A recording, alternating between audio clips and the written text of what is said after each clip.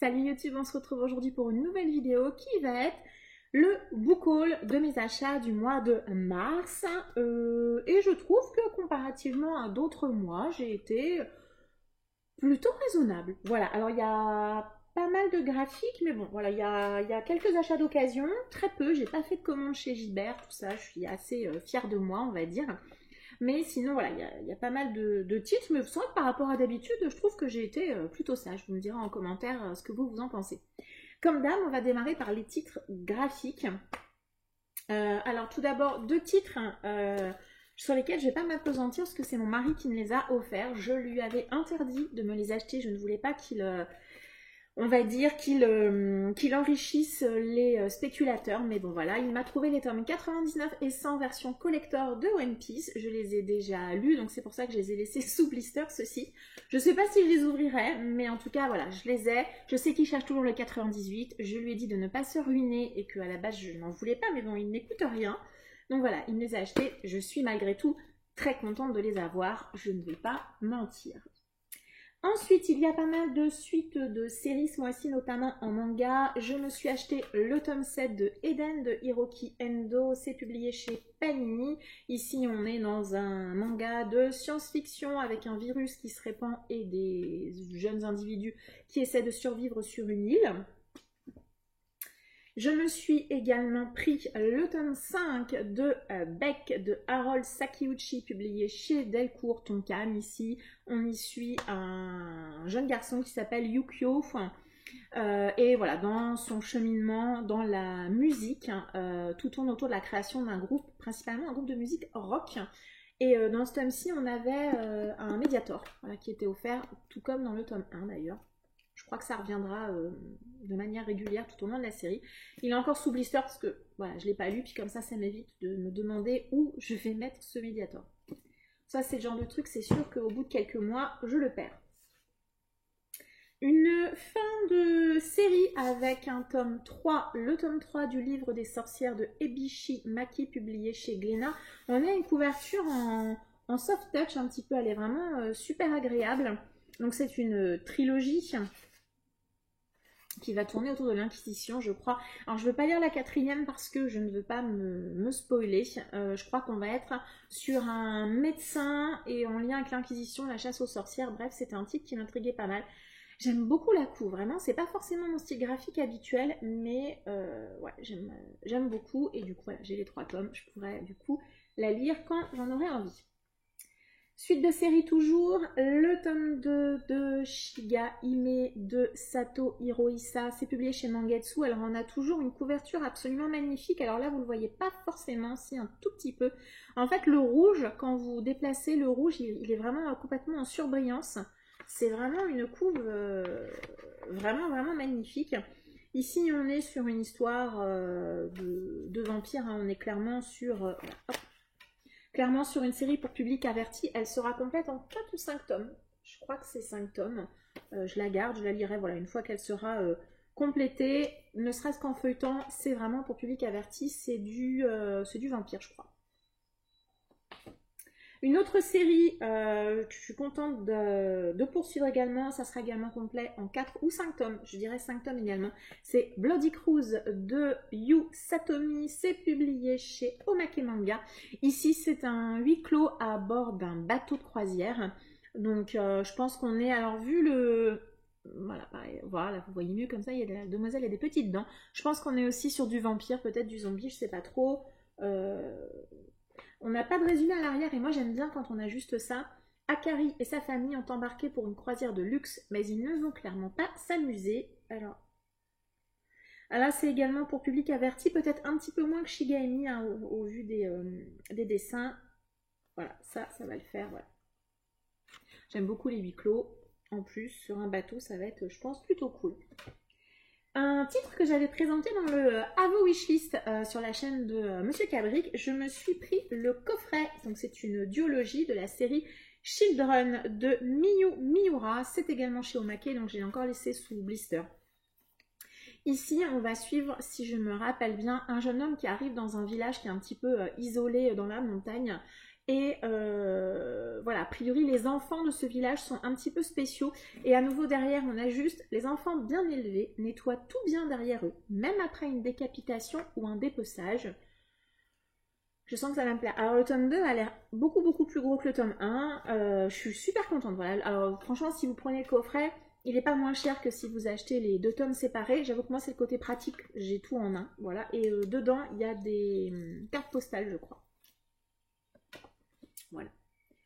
Une autre fin de série, de la science-fiction cette fois-ci, le tome 3 de la guerre des mondes, donc de Hitotsu Yokoshima et Sai Ihara. C'est bien évidemment adapté du roman de Wells, c'est publié chez Kiun, donc toujours un objet livre super réussi, adaptation du roman que j'ai lu il y a vraiment très très longtemps. Ben voilà, j'ai hâte de voir ce que cette adaptation propose. Je ne sais pas quand je la lirai non plus. Est-ce que je la garderai peut-être pour avril autour de la SF de 2023? Sait-on jamais. Mais je suis super contente et vraiment, je suis aussi vraiment très contente que Kiyun, mais pas que, hein, vraiment se lance dans des objets livres comme ça qui sont super réussis. Vraiment très très bon. En parlant d'objets livres hyper réussis, toujours suite de saga, le tome 9 de Sailor Moon, Naoko Takeuchi, publié chez Pika, sublime hardback. Avec des pages couleurs que je trouve absolument sublimes. Alors si on aime le style graphique, on est sur un style graphique ouais, assez vintage, hein, très shoujo des années 80. Moi j'aime beaucoup. J'avais lu, alors l'anime je l'ai vu pas en entier je crois.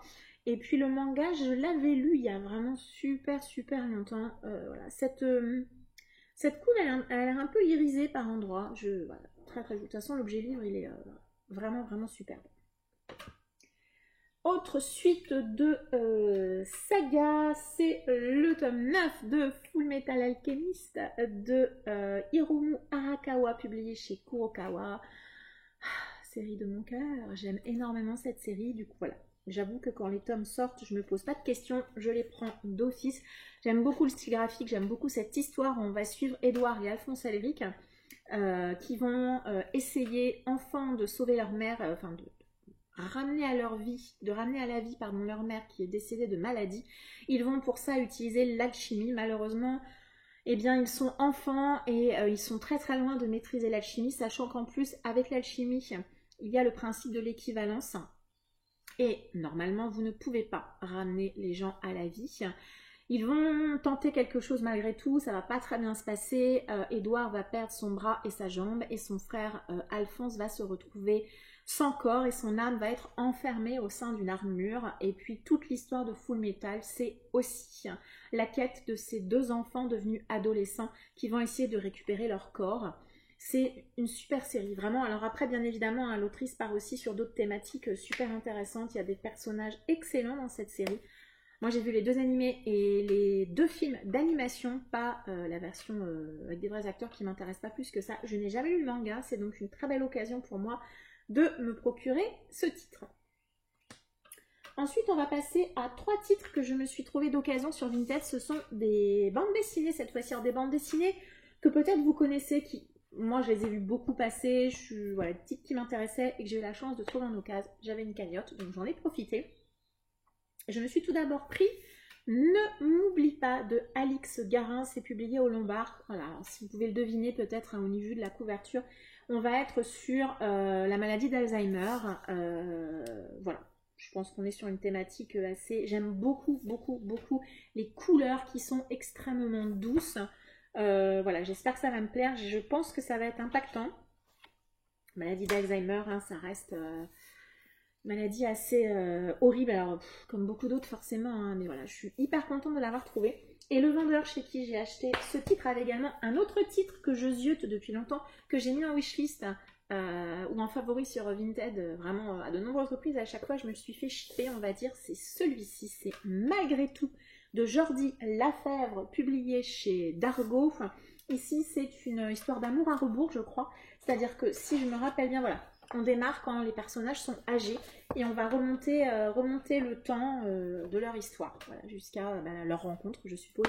Une bande dessinée très émouvante. Alors je dis très émouvante, je ne l'ai pas lu, mais j'en ai entendu vraiment beaucoup de bien. Elle m'intriguait beaucoup. Et ben voilà, je suis ravie de l'avoir trouvé. Et un dernier titre aussi, qui est, je pense que vous avez vu, revu, revu, qui a vraiment beaucoup tourné à un moment. Et je me suis enfin décidée à l'acheter, trouvé également en occasion sur Vinted. C'est celui-ci, Le Prince et la couturière de Jen Wang. C'est publié chez Akileos. Hein, c'est une énorme briquette avec un dessin que je trouve assez sympa. Très enfantin au niveau du dessin, ça me plaît beaucoup. Enfin, ici, si je me rappelle bien, on va suivre un prince, le prince Sébastien, qui va s'associer à sa couturière Francis. Voilà, alors il y a une histoire, elle va lui coudre des robes, je crois, pour qu'il puisse se promener incognito dans son royaume, si j'ai bien suivi l'histoire. Hein. Peut-être que je me trompe, en tout cas, c'est un titre que j'ai beaucoup vu tourner, et moi qui m'intriguait pas mal. Donc je suis vraiment, pareil, hyper contente de me l'être trouvée. Je les ai vraiment eu de ces 3 bandes dessinées à prix vraiment très raisonnable. Je crois que j'ai dû les avoir hors frais de port à une dizaine d'euros. Donc franchement, vu la qualité des titres, celui-ci neuf est à 22 par exemple. Pour faire la passation entre les graphiques et les romans, un titre ovni, on va dire. Alors c'est un titre que je vois quasiment pas tourner. Je me suis acheté le tome 1 de ce titre il y a quelques semaines, mois. Je me prendrai la suite également. C'est celui-ci, c'est l'encyclopédie des animés. C'est édité par les éditions Inis. C'est rédigé par la rédaction du magazine Animeland. Ici, on est sur les animés de 80 à 88. Alors là, pour le coup, 80 à 88, on commence à être dans beaucoup de choses que je connais. Donc ça se présente comme ça en fait. Pour chaque animé, vous avez donc un petit logo avec les thématiques abordées, souvent une photo, un léger résumé, le titre, le diffuseur, la date de première diffusion, le réalisateur, enfin voilà, ce genre de choses. Moi j'aime beaucoup ce genre de trucs. Alors je me suis rappelé de certains titres que j'avais vus et dont finalement j'avais assez peu de souvenirs. On est que sur l'animation japonaise. Il n'y a pas d'autres titres. Voilà, et on est également sur tout ce qui est animé, film et OAV. Voilà, on est vraiment sur l'animation japonaise au sens assez large. Hein, voilà.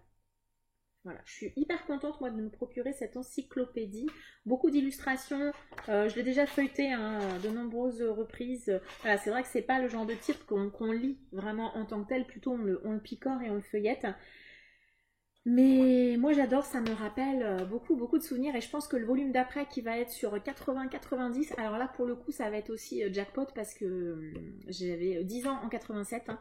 Donc autant vous dire que moi je suis génération Club d'eau complète et les années qui suivent, de 88 du coup je pense jusqu'à peut-être 95, quelque chose comme ça, il y a beaucoup de titres qui à mon avis me rappelleront énormément de très bons souvenirs. Donc cette fois-ci on a vraiment terminé pour les graphiques.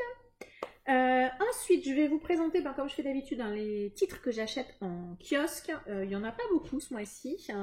Donc toujours dans la fameuse collection Sherlock Holmes dont je suis hyper fan. Donc la tome qui s'intitule La Vallée de la Peur. Alors à chaque fois ce sont des recueils. Alors celui-ci, normalement où je le dis, ce sont des recueils de nouvelles, mais pas celui-ci. Celui-ci c'est un roman complet de Sherlock Holmes. Ensuite, celui-ci, Charles Augustus Milverton. Là, on est sur un recueil de nouvelles, toujours de Sherlock. Et le dernier, c'est Wisteria Lodge, et c'est aussi un recueil de nouvelles, toujours de Sherlock. Alors, je suis assez épatée parce que je ne me rappelais pas qu'il y avait autant de nouvelles de Sherlock Holmes. Je ne sais plus combien j'ai de tomes. On approche on dépasse la dizaine là. Alors, il y en a quelques-uns qui sont des romans. Mais sinon, c'est beaucoup de recueils de nouvelles pour le moment. Ensuite, dans la collection des maîtres du fantastique, il y en a 3. Un Arthur Conan Doyle, décidément, j'aurai l'intégrale, je pense à la fin. C'est Le Monde perdu sous la mer, je ne connais pas. Je ne vais pas me lancer dans un résumé, je ne connais pas. Un titre de Wells que je ne connais pas du tout, mais j'aime beaucoup la douceur de la couverture. C'est La guerre dans les airs. Et un autre titre qui m'intrigue vraiment beaucoup, c'est Une princesse de Mars de Edgar Rice Burroughs. Alors je sais pas si ça a un lien avec le guerrier de Mars ou quelque chose comme ça. Je sais qu'il y a toute une série de l'auteur qui se déroule sur la planète Mars, ou en tout cas qui est liée à la planète Mars.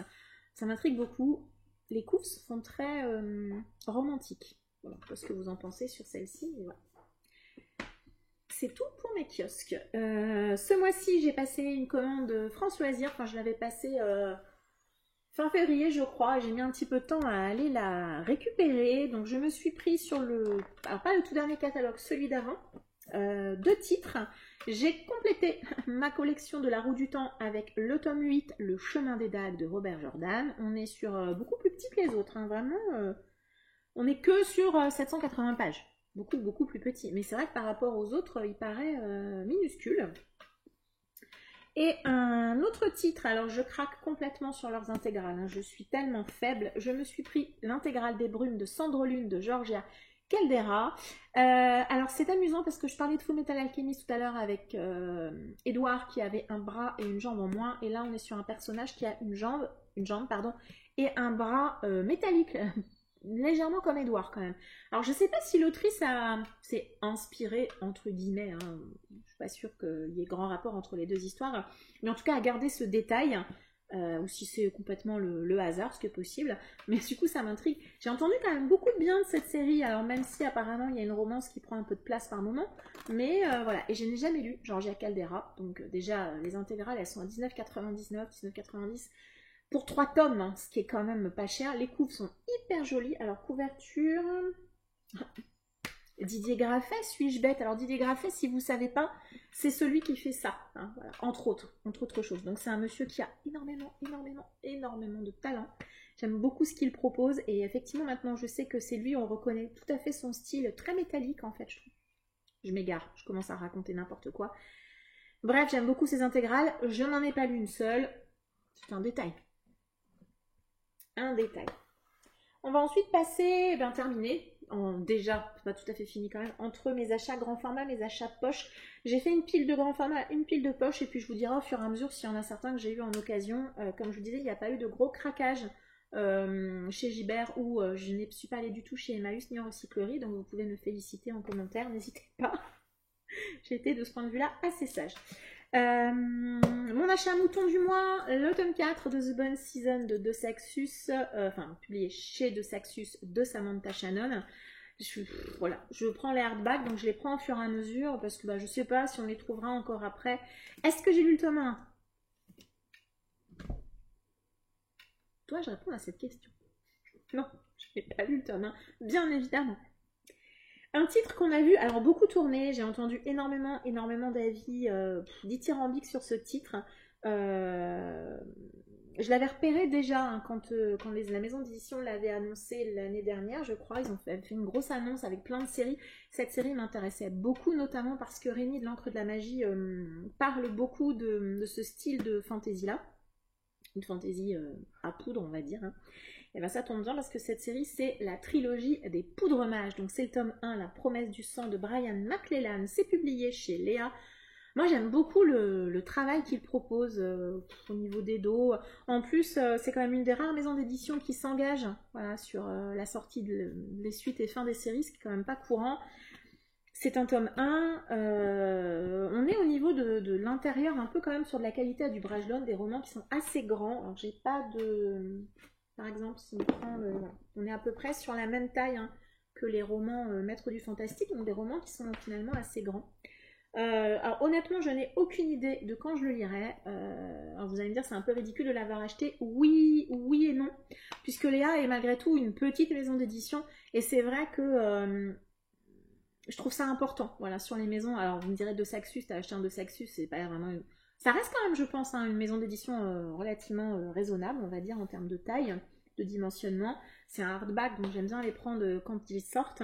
Et puis voilà, Léa, ça reste pour moi, je pense, une plus petite maison d'édition. Je pense que c'est important aussi d'acheter des titres neufs. C'est un investissement, ils sont à 25 €, hein, donc je sais bien que ça reste un investissement que tout le monde ne peut pas se le permettre. Mais voilà, moi je suis ravie de me l'être procuré. Et comme j'ai dit, celui-là, c'est certain, je ne lirai pas tout de suite.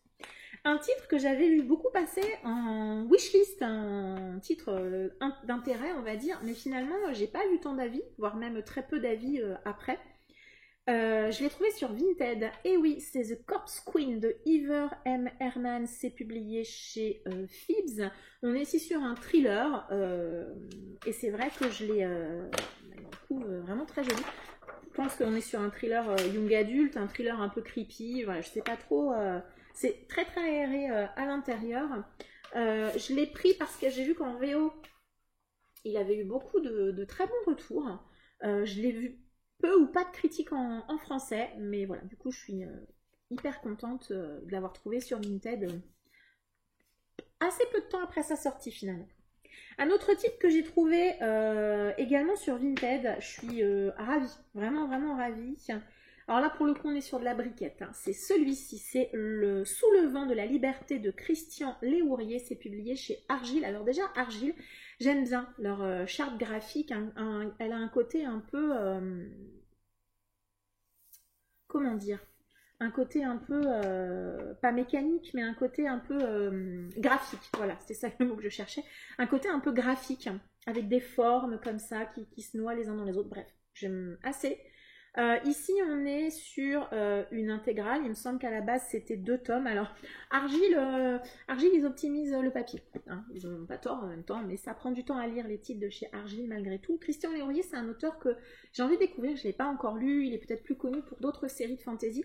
Moi, c'est celui-ci qui me branchait bien. On est sur de la piraterie, je crois. Hein. On vogue sur les mers, on est sur la piraterie.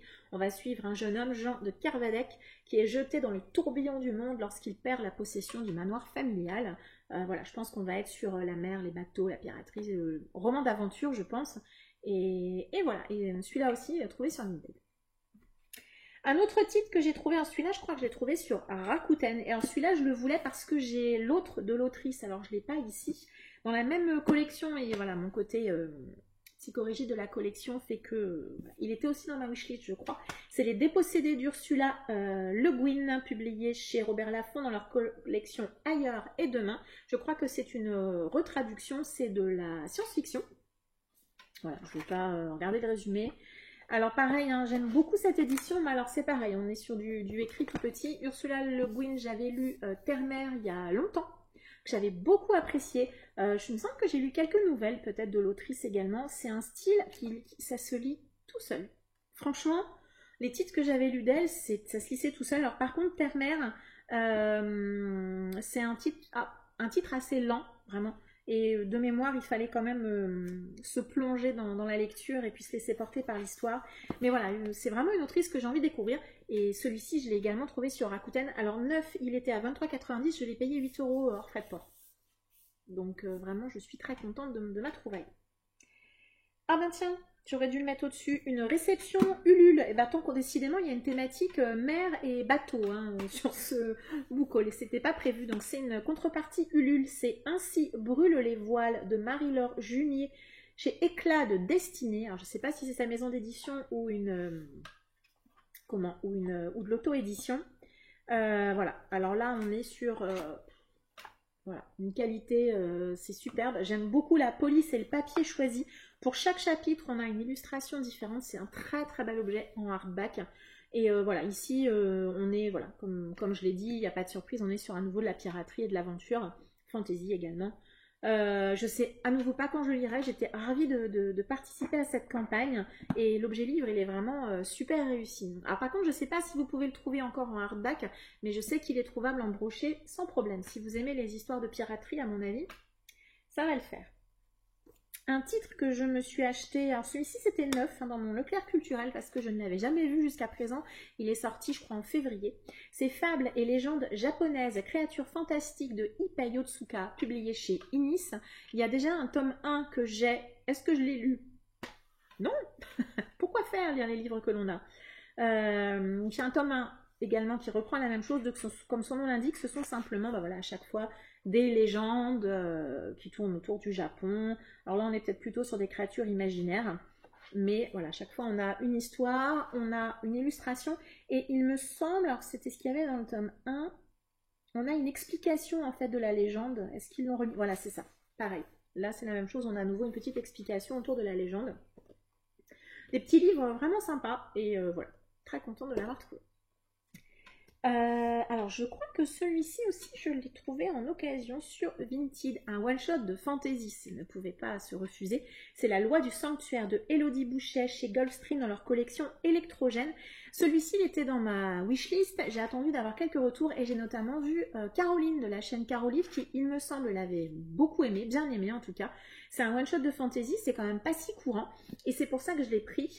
Et puis c'est vrai que j'aime bien les électrogènes. Alors chez les électrogènes j'ai eu des coups de cœur, des excellentes lectures et des grosses déceptions. Donc voilà, j'ai pas d'a priori on va dire sur cette maison d'édition.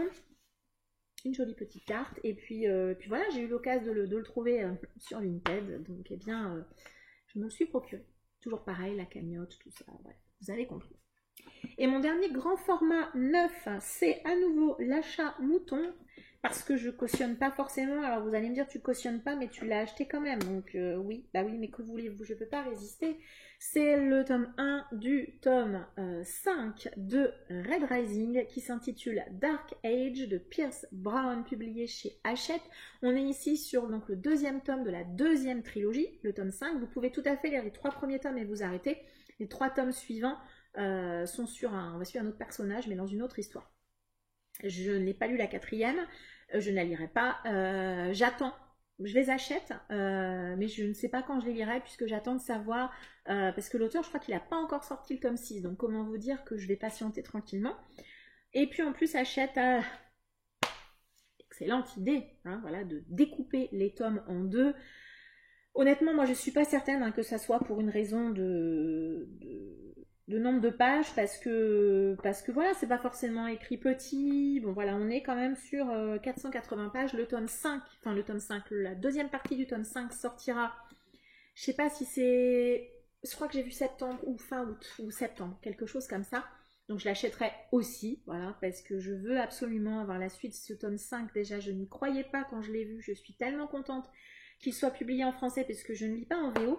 Et peut-être que Red Rising aurait été le seul titre qui m'aurait fait lire en VO. Hein. Vraiment, si Hachette n'avait pas publié la suite, regardez-moi ça. un petit crâne. Donc bref, de la science-fiction dystopique. Alors je ne peux pas trop vous dire hein, parce que ça sera beaucoup trop de spoil par rapport aux 3 premiers tomes du roman. Mais franchement, si vous n'avez jamais lu Red Rising, allez-y, c'est excellent. C'est du young adulte à la limite de l'adulte. Hein. On est vraiment sur ce genre de titre à cheval entre les deux. Les brocantes ont repris dans ma région, voilà, de manière générale, je vis dans une région à brocante, et lors de la toute première brocante que j'ai faite, j'ai trouvé 2 titres de poche que je suis plutôt très contente d'avoir pris, parce que sinon je ne les aurais pas achetés. J'ai d'abord trouvé Kabuki Show de Dominique Sylvain, publié chez Point. Alors là, on est toujours, comme dit Laurent, sur ma kryptonite japonaise. Vous savez que dès que je croise un titre qui parle de près ou de loin du Japon, ou qui est écrit de près ou de loin par un auteur asiatique, c'est mort, je le prends. Donc ici on va être dans le quartier qu'on appelle le quartier chaud de Tokyo. C'est un thriller, voilà, j'en sais pas plus. Je l'ai acheté vraiment parce que voilà, on parle de Kabuki Show sinon. Et un autre titre, alors c'est un tome 2, j'ai hésité à le prendre, mais bon voilà, je me dis que je trouverai bien le tome 1 de ces 4, c'est La Coupure de Fiona Barton, publié chez Pocket. C'est un thriller, je lis pas la 4e parce que de manière générale, alors je l'ai pris parce que j'en ai entendu plutôt du positif, et de manière générale déjà je lis peu les 4e, mais sur les thrillers encore moins, hein, parce que franchement souvent c'est assez spoilant malheureusement. Un titre que vous avez vu passer beaucoup, c'est celui-ci, Blackwater, tome 1, La Crue de Michael McDowell. C'est publié chez Toussaint L'Ouverture. Un roman que j'avais présenté également dans le Have a Wishlist. Un roman que Monsieur Toussaint L'Ouverture, dans l'idée de conserver la publication originale en feuilleton, a décidé de publier un tome tous les 15 jours. Je trouve ça excellent. J'ai pas encore commencé. Le travail, il est... Toussaint L'Ouverture, franchement, itulienne. Vraiment, c'est... Le travail est sublime. Vraiment sublime. Donc, je me les prends au fur et à mesure. J'ai pas encore trouvé le tome 2. Ça ne saurait tarder, j'espère. Mais voilà, je vais tous les prendre. Leur travail est fou. En plus, c'est un titre qui est recommandé par Stephen King. Ça serait un des titres qui l'aurait inspiré pour le côté feuilleton de la ligne verte. Et puis c'est également l'auteur et créateur, ou un des créateurs en tout cas, de Beetlejuice. Moi, une fois que j'ai dit ça, L'intrus de ce mois, après l'achat mouton, l'achat intrus, c'est celui-ci, une romance. Le Faucon de Monica McCarthy, c'est publié chez J'ai lu, c'est une romance historique qui se déroule avec des Highlanders. Alors je l'achète parce que j'ai entendu énormément d'avis positifs de cette série. Voilà, je suis pas forcément très fan des dos proposés. Ce sont des tomes compagnons, je crois, puisqu'à chaque fois on va suivre un nouveau couple. Voilà, du coup je les prends au fur et à mesure qu'ils sortent parce que je sais que je crois savoir que malheureusement, au bout d'un moment, on les trouve plus, ces éditions-là, ça devient compliqué. Donc quand je les trouve dans mon Carrefour, tout simplement, je les prends. Donc vous risquez d'en voir d'autres, puisque le tome 3 qui s'intitule La Vigie sortira juin ou juillet, bientôt je crois. Ensuite, un achat, j'allais dire indispensable, non pas indispensable, puisque vous avez peut-être vu sur les réseaux qu'il y avait une opération Stephen King qui était proposée dans les FNAC. Et ben j'ai craqué parce que ne serait-ce que pour avoir ce petit jeu de cartes, il fallait acheter 2 titres de Stephen King du livre de poche. Moi j'ai pris 2 titres que j'avais pas. Il n'y avait pas beaucoup de choix dans ma FNAC, j'étais un petit peu déçue, donc j'ai pris Dolores Claiborne, qui m'intéresse beaucoup, qui est assez court et que je n'ai jamais lu. Je crois qu'il fait partie de sa trilogie féministe, me semble-t-il. Et puis l'Institut, voilà, qui a un côté peut-être un petit peu ça, avec des enfants super-héros, bref, je sais pas trop. Je sais, il me semble que c'est un titre qui n'a pas fait l'unanimité, l'Institut, mais ça reste King. Et donc, avec ces 2 titres, j'ai réussi à avoir ce fameux petit jeu de cartes qui est vraiment très joli, très chou. Alors, je vais pas vous faire le tour, hein, mais c'est vrai que voilà, pour chacune des figures, on a une illustration qui reprend en partie, pour certaines en tout cas, les couvertures des romans publiés au livre de poche. C'est le côté goodies gadget, c'est vrai. Est-ce que je vais l'utiliser pour jouer? C'est peu probable, mais en tout cas je suis ravie de l'avoir.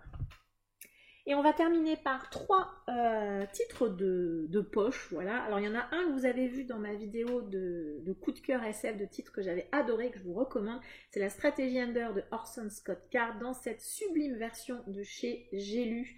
Je l'ai déjà lu ce titre, mais je le remets dans ma palle, puisque quand je l'ai lu, c'était un roman qu'on m'avait prêté.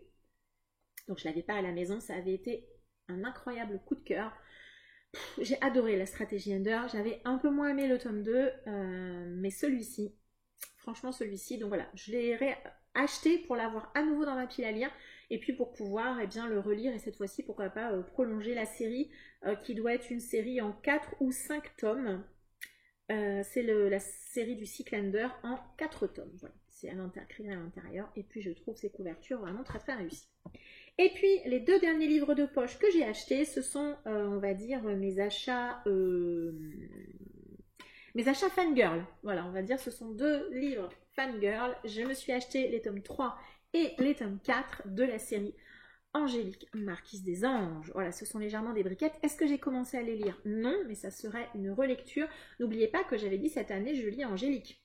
Je n'ai pas, on arrive en juin, pas du tout en mai, je n'ai pas lu un seul tome. Est-ce que je vais réussir à la démarrer? Je ne sais pas. Donc c'est le tome 3, Angélique et le roi, d'Anne Gollon.